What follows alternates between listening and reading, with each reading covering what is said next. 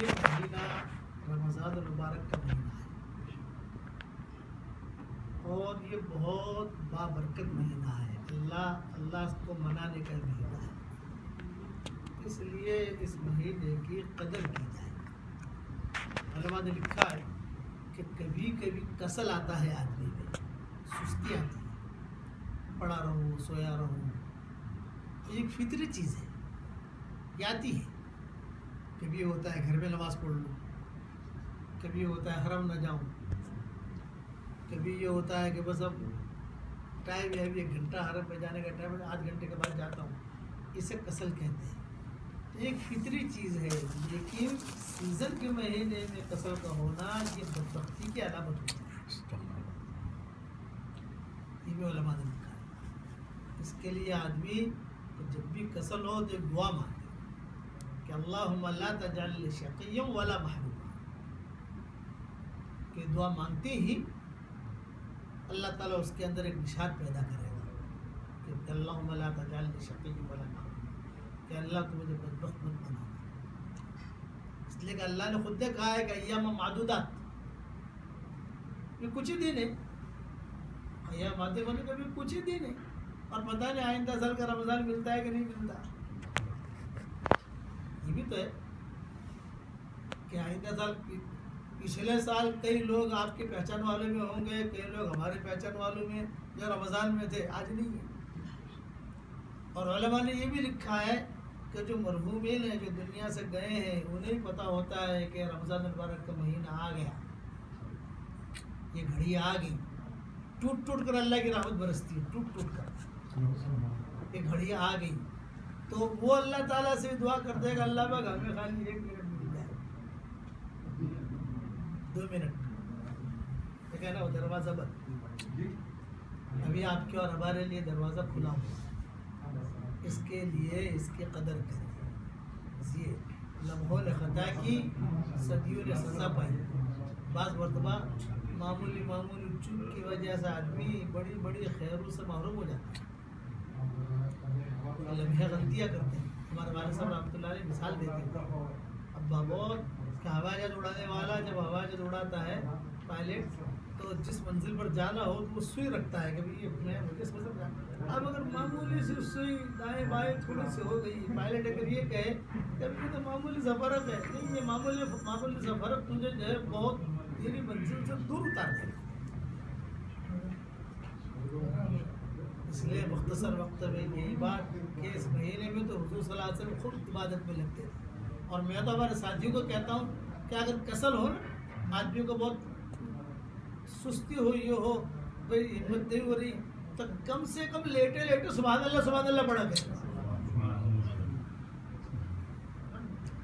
کم سے کم الحمدللہ پڑھا کرے، کم سے کم سبحان اللہ بحمدہ پڑھا کرے، تو اس پر بھی اللہ کو ترس آ جائے گا کہ جب بیچارہ اس کا بدن ٹوٹ رہا ہے، اس میں سستی ہے، لیکن یہ مجھے بھول نہیں رہا ہے۔ اور اس مہینے میں سب سے زیادہ جو پڑھنا ہے وہ کلمہ اور استغفار۔ حضور صلی اللہ علیہ وسلم نے فرمایا کہ اس مہینے میں کلمے کو بہت پڑھو اور استغفار بہت کرو، یہ گناہوں سے معافی، اور دعاؤں کا اہتمام۔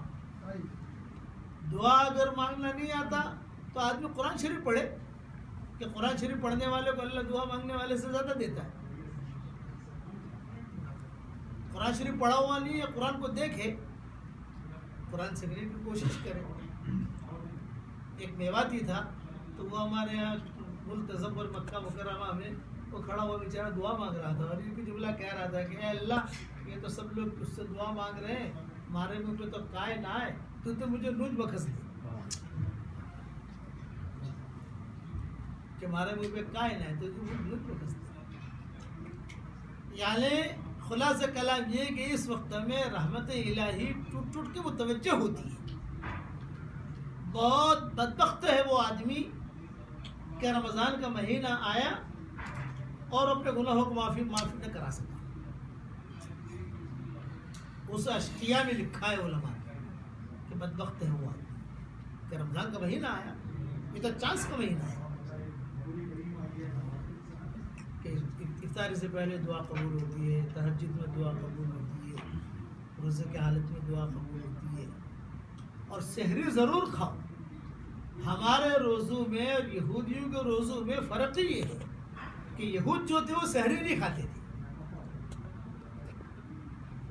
یہود جو ہے رات کو عشاء کے بعد کھانا کھا لیا پیٹ بھر کے، اور وہ تو سحری تو ضرور بھلے کھجور کھاؤ. جو ہمارا ماحول ہے نا، ہمارا ماحول کیا ہے کہ جیسے ابھی ہم کھانا کھائیں گے وہ سحری، یہ سحری میں نہیں ہے.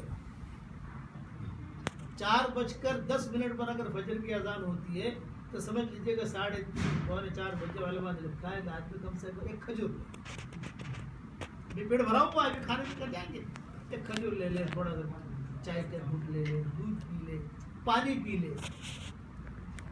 تو حضور صلی اللہ علیہ وسلم فرماتے تھے کہ یہودیوں کی مخالفت کرو،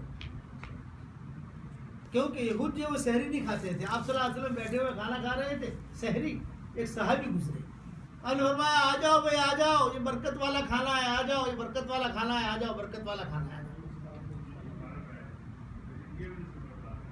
اس لیے دعاؤں کا بھی اہتمام ہو. اور یہ کچھ پتہ نہیں آئندہ سال کی گھڑیاں ملتی ہے کہ نہیں ملتی ہے. اللہ تعالیٰ کو آدمی منع اس وقت میں تو اللہ تعالیٰ چاہتا ہے کہ کوئی مجھ سے تھوڑا سا کہے، تھوڑا مانگے بھی زیادہ دے دوں، وہ تھوڑا مانگے بھی زیادہ دے دوں. لیکن کوئی مانگے ہی نہیں تو، کوئی متوجہ نہ ہو تو، کوئی سنے ہی نہیں تو. اسی لیے علامہ اقبال نے ایک شعر لکھا ہے، ایک شعر کہا ہے کہ ملاقات عروش پر تھی، یعنی بہت مشغول تھے، ملاقات عروش پر تھی، ازا کا جواب بھی نہ دیا اقبال. ملاقات عروش پر تھی، ازا کا جواب بھی نہ دیا اقبال. اب جو صنم روٹھا اب خود مؤذن بنے بیٹھے ہیں. حالت آئے اب خود مؤذن بنے بیٹھے ہیں. رضامندی اصل ہے اللہ کی رضامندی، اللہ راضی ہو جائے. اقبال کہتے تھے کہ اللہ سے بدلہ بھی مت مانگ، اگر اللہ سے بدلہ مانگے گا یہ بھی تجارت ہے. کہ اللہ سے بدلہ مانگ رہا مجھے بدلہ دی، یہ بھی تجارت ہے. اللہ سے بدلہ بھی مت مانگ، تو اللہ یہ کہتے ہیں کہ اللہ تو خوش ہو، سب کچھ آ گیا. اس لیے دعاؤں کا اہتمام ہو، قرآن شریف کی تلاوت کا اہتمام ہو، ذکر کا اہتمام ہو. جو مشغولیت آپ کی، آدمی کی مشغولیت ہوتی ہے اپنے اپنے اعتبار سے، اس مشغولیت میں آدمی اپنے آپ کو دین سے جوڑے رکھے. اور یہ کہ ہمارے یہاں آسان طریقہ، دیکھو دنیا میں دین کے کام کے بہت شعبے ہیں. ہمارے والد صاحب رحمۃ اللہ علیہ فرماتے تھے تو بہت خانقاہیں ہیں، مدارس ہیں، مکاتب ہیں، ماشاء اللہ تصنیف ہے، تعلیم ہے، ہمارا دعوت کا کام ہے. آئیے جلدی، آپ کے مہمان آ گئے سب جماعت کے ساتھ ہمارے بہت پرانے ساتھی ہیں کہ شعبے ہیں.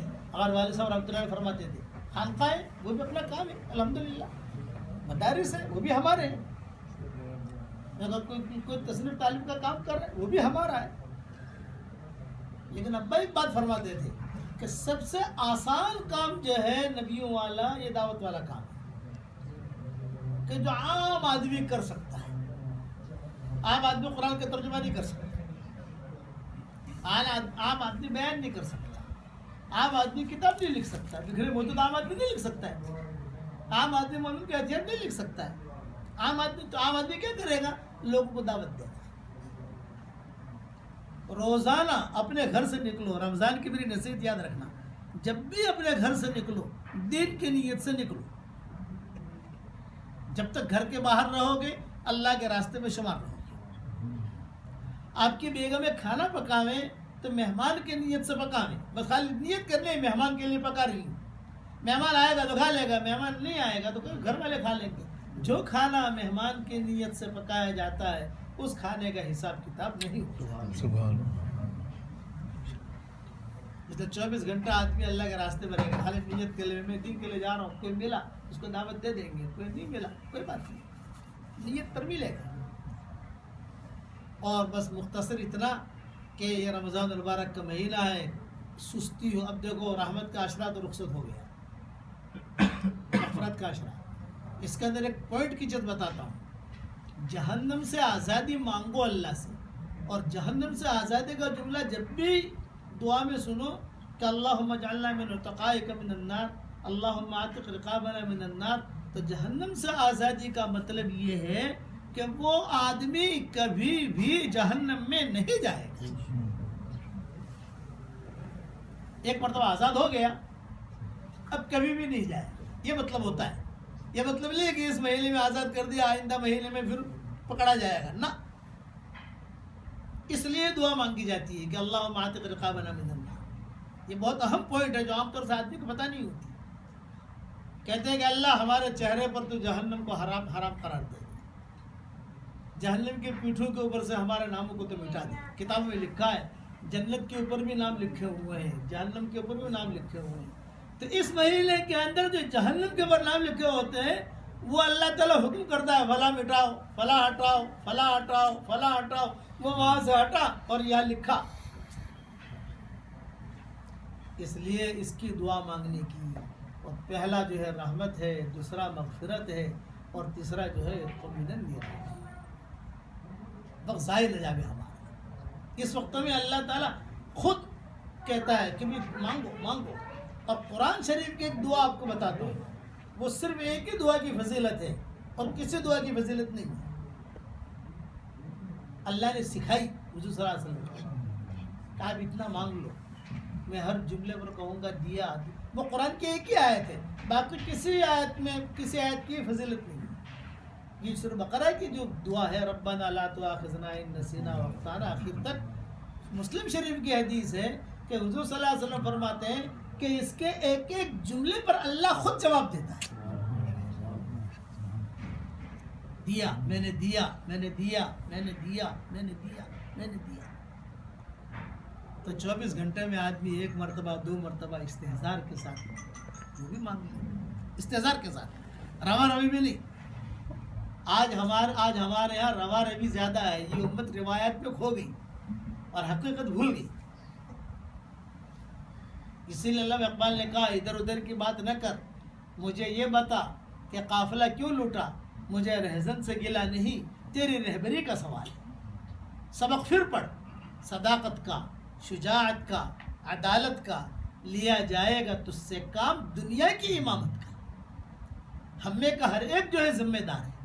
کوئی یہ نہ سمجھے گا میں کچھ نہیں کر سکتا. نہ ہمارے بھائی عبدالوہاب صاحب اللہ ان کی عمر میں برکت دے، یہ بارہ کہتے ہیں کہ ہر آدمی کے ذمے پوری امت ہے. کوئی یہ نہ کہ میں نہیں کر سکتا. نا، اللہ نے ہمیں بہت بڑا نبی دیا، بہت بڑا دین دیا. اللہ تعالی ہم سب کو قدر کرنے کی توفیق عطا فرمائے. یہ بتاؤ انشاءاللہ اللہ کے راستے میں نکلو گے انشاءاللہ بھائی؟ انشاءاللہ. جس کی جو طاقت ہو. اللہ قرآن میں کہتے ہیں فاتقوا اللہ ما استطعتم، بے اللہ سے ڈرو جتنی تم میں طاقت ہے. تو تقوی یہ اونچی چیز ہے کہ بھئی جتنا اس طریقے سے نیچا نیچا نیچا نیچا ہم اللہ کے راستے میں یہ کہتے ہیں جتنی طاقت ہو نکلے. 6 مہینے کی طاقت ہے 6 مہینے نکلے، 4 مہینے کی طاقت ہے 4 مہینے نکلے، 1 چلے کی طاقت ہے 1 چلہ نکلے، 10 دن کی. ہمارے والد صاحب رحمۃ اللہ علیہ کے پاس ایک آدمی آیا، اس نے کہا کہ حضرت آپ لوگ چلہ مانگتے ہو، میں چلہ تو نہیں جا سکتا، میں کہا 20 دن کے لیے نکلوں. ابا نے کہا کوئی بات نہیں 20 دن کے لیے نکلو. پھر اس نے کہا کہ حضرت ایک بات تو پوچھتے ہوئے شرم آتی ہے لیکن پوچھوں آپ سے. ابا نے کہا کہ پوچھو کیا بات نہیں. ایک آپ کا بیٹا دور ہو جائے تھوڑا سا تو تنہائی میں پوچھوں. تو ابا نے کہا کہ نہیں یہ بھی عالم ہے، میں اگر بولوں گا تو مجھے بتا دے گا. یہ کہا شرم آتی ہے حضرت. میں کہا پوچھو پوچھو. اب وہ پاکستان رائمنڈ کا ہی شاید قصہ ہے اجتماع میں. میں کہا پوچھو. یہ کہ حضرت میں جماعت میں نکلتا ہوں تو اخلاص نہیں ہوتا، ریاکاری سے نکلتا ہوں. ابا نے کہا ریاکاری کے ساتھ نکل، تو نکل اور اللہ سے اخلاص نکل کر مانگ. اے اللہ ریاکاری کے ساتھ نکلا ہوں، اے اللہ تو مجھے اخلاص دے. انشاءاللہ ایک دن آئے گا کہ اللہ تجھے اخلاص بھی دے دے گا. مرد شیطان نکلنے سے روکے گا. شیطان کہے گا ریاکاری کے ساتھ نماز کیوں پڑھوں؟ نہ تو پڑھ، ریاکاری کے ساتھ بھی کر اور اللہ تعالیٰ سے چپکے چپکے اخلاص مانگ. اے اللہ گڑبڑ ہوں، خراب ہوں، لیکن تو مجھے جو ہے اخلاص دے، تو مجھے اخلاص دے. تیرا ایک آنسو جو ہے تیری پچھلی زندگی کے سارے گناہوں کو دھو دے گا. جو ندامت کا ایک آنسو ہوگا. یہ لیلا مجنون جو ہے ان کا قصہ کتابوں میں بہت لکھا ہے. یہ عرب لوگ جو ہے ان کا عشق میں پاکیزگی ہوتی تھی.